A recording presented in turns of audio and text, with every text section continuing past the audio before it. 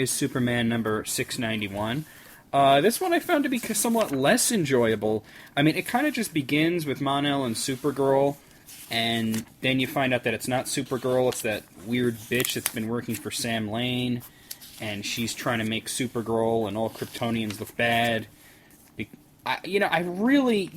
just kind of starts, and I'm really kind of tired of the Codename Patriot storyline at this point, so it's just kind of bugging me about that. And then we have this part where Superman is chasing Raldar. This took off from Superman World of New Krypton. And in the end, we find out, Sam Lane is alive. He shoots Superman and Raldar with all this kryptonite, and Superman seems fine. I don't know why it didn't even seem to hurt him all that much, while Raldar's totally unconscious. And Raldar was working with General Lane, so I don't know why now General Lane is shooting him up with kryptonite. And then there's this whole World of Magic part, and I really don't know why. It just seems so out of place and strange. So I don't know where they're going with this whole storyline right here. But I digress. Okay, on to some Marvel stuff. Deadpool number 14. You gotta love Deadpool. In this issue, he's been trying to be a pirate. He's trying to have some fun with that. He's fighting against real pirates who normally would kick his ass because he doesn't know what he's doing, really. He's an idiot. But, obviously with his powers and whatnot, he always comes out on top. He's fighting against this guy, Captain Whackbeard, who can't grow a proper beard. Just the little touches of humor like that really make this game, it's not a game, they make the comic really worth it. I probably said game because there was a video game ad there. There are a lot of really interesting moments here, but in the end, Deadpool, he's tired of being a pirate, now he wants to do something good. He's tried to be a hero before, and it really didn't work out for him, so I kind of wonder how that's going to turn out. But I digress. Enjoyable issue.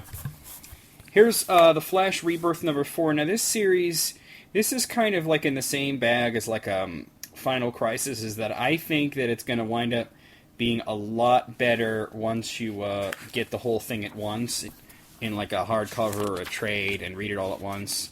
The art is really, really good here. The writing's good, but you pretty much have to go and dig up the issue before it and read that, or read it all at once, and that's kind of a pain in the ass every month. So I think this is one of those stories that's really going to be a lot better all in one instead of issue by issue.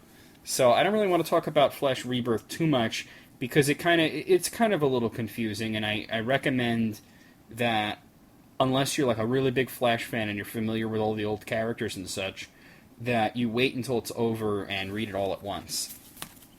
Batman and Robin, number 3. Batman and Robin is one of my absolute favorite comics. Previous to this, my absolute favorite comic was All-Star Superman, and that was done by Grant Morrison and Frank Quitely, so it's no surprise that this is done by Grant Morrison and Frank Quitely, and this is now like my favorite series.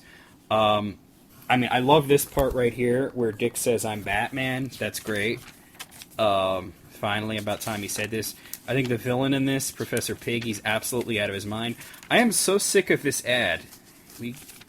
Seriously, what the fuck? The artwork is typical Frank Quitely. I don't want to spoil too much, but there's a lot of action.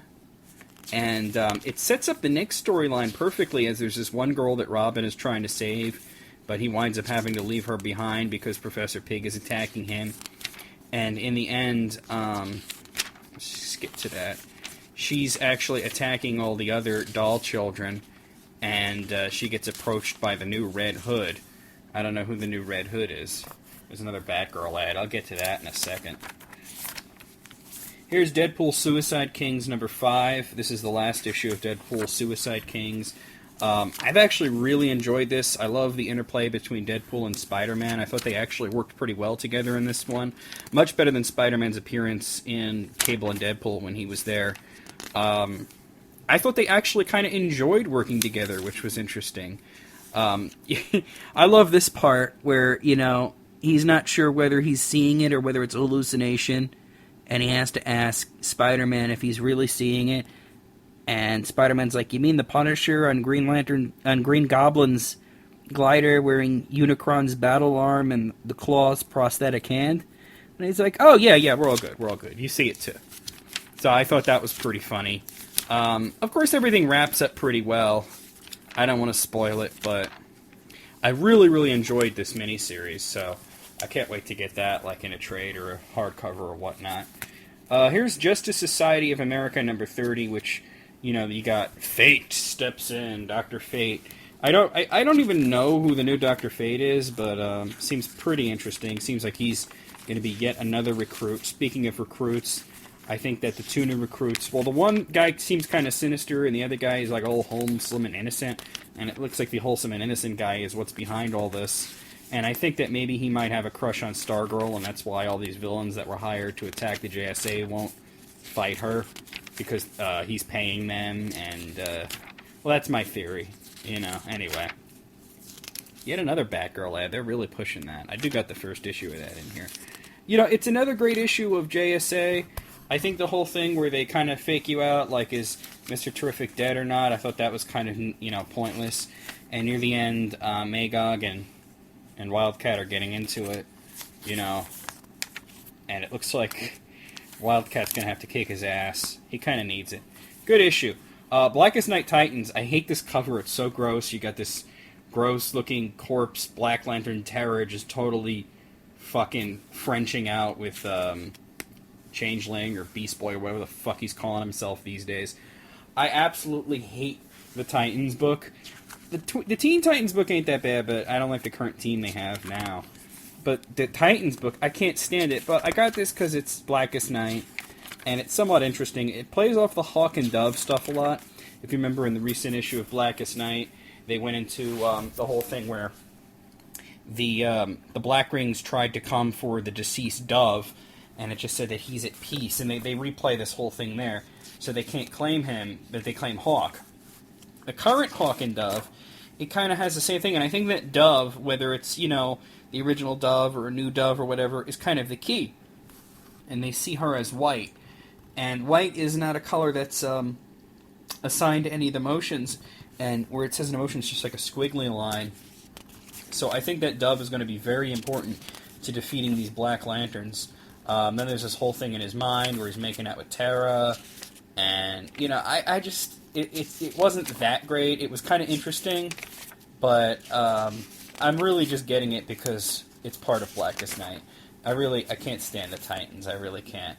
Finally, here's Batgirl number 1. I mainly got this because I wanted to see if I was right about who the new Batgirl was. And, well, should I spoil it or no? I'm not going to spoil it. I'm not even going to open it. I'm going to tell you that I was right about who the new Batgirl was. I'm not going to show you the inside because I don't want to spoil who it is. I will say that I did enjoy the issue quite a lot, which was a surprise, and I probably will pick up the second issue. I don't know if it's going to be like something that I'm going to read, you know, every month. That's going to, like, be in my normal rotation. But I'll certainly, you know, pick up the second issue just to see what happens. They definitely hooked me with that. So, that's the books for this week. Hope you guys enjoyed it. We'll see you with some regular gameplay videos coming up real soon.